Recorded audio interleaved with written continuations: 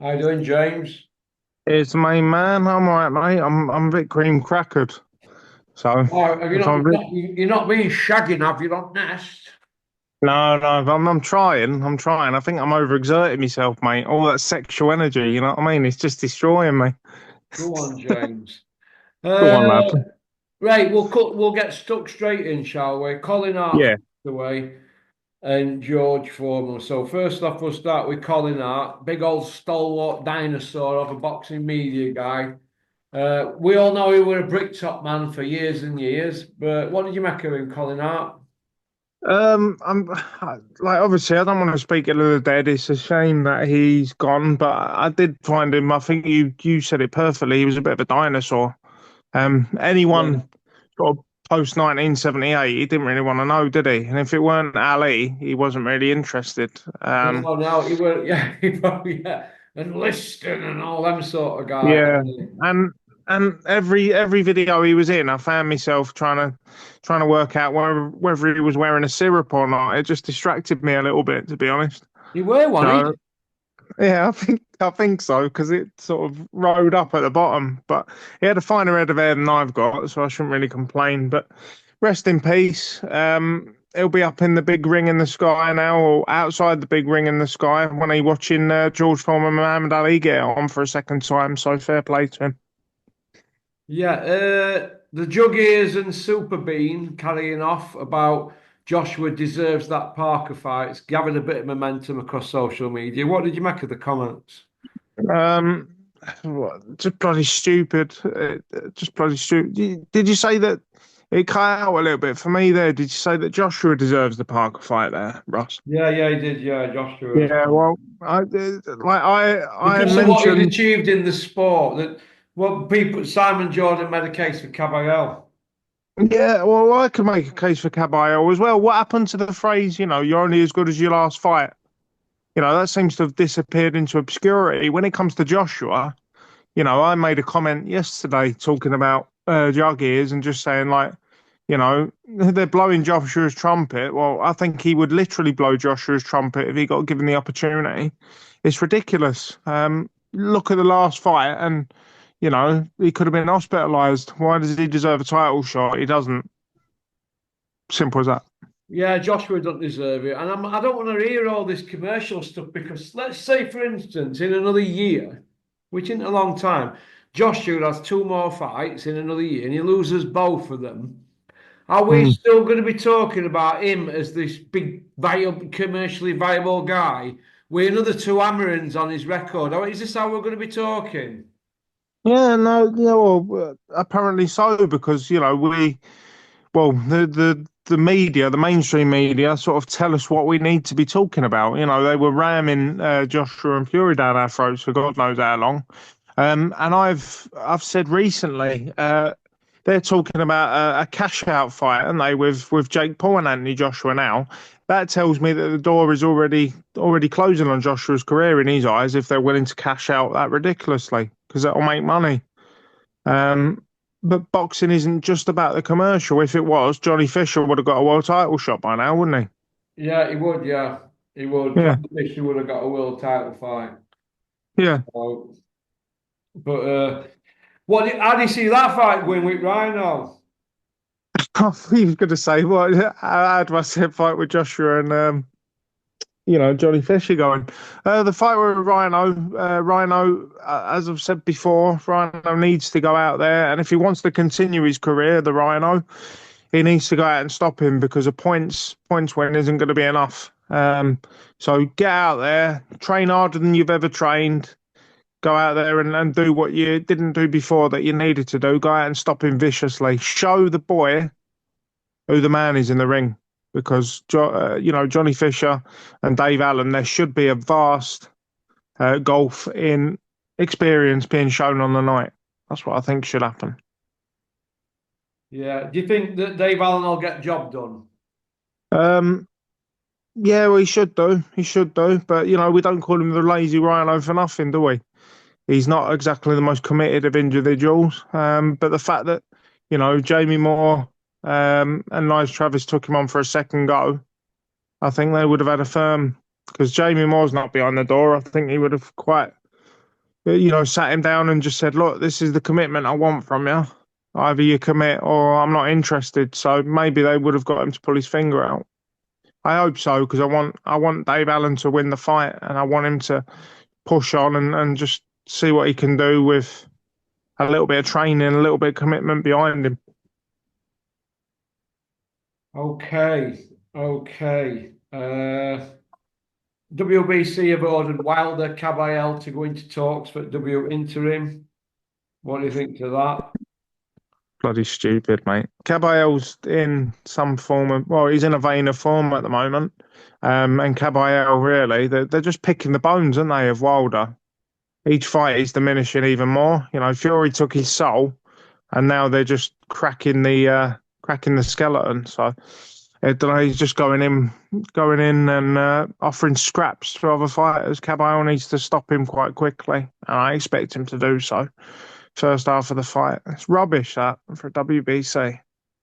Absolute rubbish. Big Mouth. What's he doing now, Big Mouth? He's looking around for a home or a new meal ticket. Where's he going? Where's he heading? Big Mouth with his giant. Well, he is. He better hope that Moses Talma wins the World Heavyweight Championship because he won't have a black fighter to talk about otherwise, will he? Yeah. He's a bit redundant without the race card being shouted about, and just sticking his ooter in the old race relations. Like, he's a bit stuck without it. He's just an absolute muppet, isn't he? The big bins are the only thing worth talking about with him.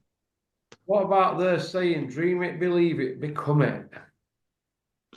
I do believe in that sort of thing. You might be a bit surprised, but you get further thinking positively, don't you? I know Jamie Moore's a big believer in what's known as the secret in the media. So, you are gonna get further by being positive than being negative, and that's why Dave Allen needs to get his positive head on and actually do something positive and train. And hopefully, he can smash Johnny Fisher, put an end to. Well, he can break the hearts of many a Chinese takeaway owner and push on with his career. So yeah, dream it, believe it, become it. Lion bars in the fridge. Hmm. I don't know. The Lyndon Arthur fight's a bit of a strange one, isn't it? I think he's going backwards a little bit there, Anthony Yard. But Lyndon Arthur can grab it by the scruff of the neck and just prove that that was an unlucky fight the second time round. It's a real sort of crossroads fight for the pair of them, I think. Yeah. Mm. Okay. Will AJ retire if we don't get Dylan White or Fury next? Because that's the saying it's going to be all or nothing against Fury or Dylan White. But what about the rematch clause for Daniel Dubois? I don't see him shouting for that, do you? No, no. Well, they won't because he got serious GBH inflicted upon him. But in short answer, and I don't really do short answers, he won't retire because that Jake Paul fight is being mentioned. So there's money on the table. He's not going to retire if he can fight in non-competitive outings and get 20 million quid in his bin. So no, he won't retire. Yeah. All right. Where's John Fury and Tyson Fury? Where are they hiding? I don't give one solitary shit. But John Fury's probably hiding in a forest somewhere, living off the land, just being an absolute gypsy stalwart and a gypsy example. He's a great man, isn't he, John Fury, in his own mind. So just stay away from me telly. What do you think to his 100-0 on record as bare knuckle and 100 knockouts on the hard road? Figment of his imagination. Is the Saudi lottery money on its way out? Looking at them purses that they put out other day. Yep. I don't, yeah, well, it will be. I wouldn't say on its way out because I think it's going to take maybe, looking at the whole system, it's going to take a couple of years to implement. So not quite on its way out yet, but he is showing his true colours. And the media, Paulie Malignaggi in particular, they've sort of shed light on what sort of character Turki Al Sheikh might actually be. So he might wind his neck in and try and be a little less Mr. Joe Public in the next year or so. So you could see the purses tapering off as he sort of retreats away from the public eye. Yeah. Yeah. Oh. Do you think that Turkey and Dana they'll just end up uh, just other promoters other than like Golden Boys, Sauerlands, Matchroom, Queensbury, Top Rank, or do you think they'll be main dogs? No, I don't, because unlike, the also rans and the people that have come before, um, Turkey's got the weight of a country behind him. Yeah, It's yeah, not really Turkey, is it? It's Saudi Arabia, and they're putting their Saudi Arabian might and their Saudi Arabian money behind. It's a publicity stunt, isn't it? It's not just boxing; it's all sport. So that's where it's not just a promote. It's not just a promoter, is it? It's a publicity drive. So yeah, I think they can do whatever they want to do, and this is going to be a little bit of an experiment to start off in the US. And if Dana sort of passes the test and he impresses them, then who knows where it might go. I've already said where I believe it might go, but yeah, it's certainly different from just one man. They've got a whole country behind them. yeah. Oh, tell me about it. Mm. Tell me about it. But okay, okay. This Moses Atame guy, we're going to see him in with somebody because they keep going on about there's an announcement tomorrow, there's an announcement tomorrow, there's an announcement tomorrow, but there never seems to be an announcement, does there? No, um, I don't really know why. I think maybe they might be waiting on Saudi money and a Saudi telephone call. But I've mentioned on other mediums. I was talking to Canada Bob the other day, and I just think at the end of the day, the longer we don't hear anything, the better it is for Atalma because they don't need to rush him. He just needs to. Well, once you go forward and you fight for that world title, if you win it, you can't go back. Yeah. So they need to hold him back. There's no real need to break that record, the Mike Tyson record. Just learn your craft, establish yourself. If you're a world champion at 23, you've still got a hell of a long time ahead of you. So, doesn't really matter. Just take your time. Okay, okay. Dennis McCann's silence. Yep. Dennis McCann silence. It's a lot easier for Dennis McCann to be silent because he hasn't got a surname like Eubank or Ben. But silence often says more than words ever can, particularly in boxing because that silent ban business that we're talking about every other week. Yeah, and he's probably got a ban there, and he's hoping that all will be forgiven when he eventually comes back. But it's going to be a lot harder to forgive somebody who hasn't got that name behind him like Conor Ben's got. So, Who's had his best fighter at the moment? Who's he got for UK?